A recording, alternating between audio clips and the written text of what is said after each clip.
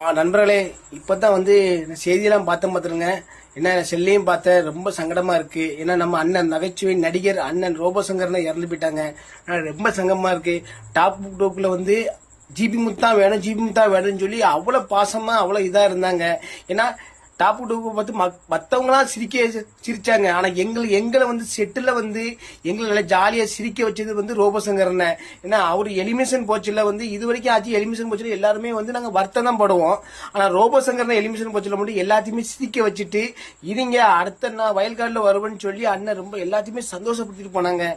அண்ணன் இறந்து போயிட்டான்னு மனசு ரொம்ப சங்கடமா இருக்கு. ஏன்னா நான் அடுத்த வயல்காலில் வரச்சில அண்ணன் கூட சமையல் பண்ணு சொல்லி நான் ரொம்ப ரொம்ப ரொம்ப ரொம்ப ஆசைப்பட்டேன். ஏன்னா நானும் அப்போ சமையல் பண்ண ரொம்ப ஆசைப்பட்டேன். அவரு ரோபோசங்கரனும் ஜிபி முத்தா வேணும்னு சொல்லி ரொம்ப ஆசைப்பட்டாங்க.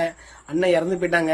அது போக அவங்க குடும்பத்து இது இழப்பு அவங்க குடும்பத்துல மிகப்பெரிய இழப்பு. ஏன்னா அந்த அக்கா அவங்க அண்ணன் கூடயே தான் வருவாங்க வாங்குவாங்க. அவங்க ஆத்மா சாந்தி அடைய எல்லாருமே நம்ம சாமி கும்பிடுவோம். அதுல அண்ணன் இறந்தது ரொம்ப சங்கடமா இருக்கு. இந்த நகைச்சுவை நடிகர்கள் இப்படி ஒவ்வொரு ஆளா இறக்கச்சில நம்மளுக்கு ரொம்ப மனவலியை கொடுக்கு. ஒரு ஆத்மா சாந்தி அடைய நம்ம ஆண்டவனை கும்பிடுவோம்.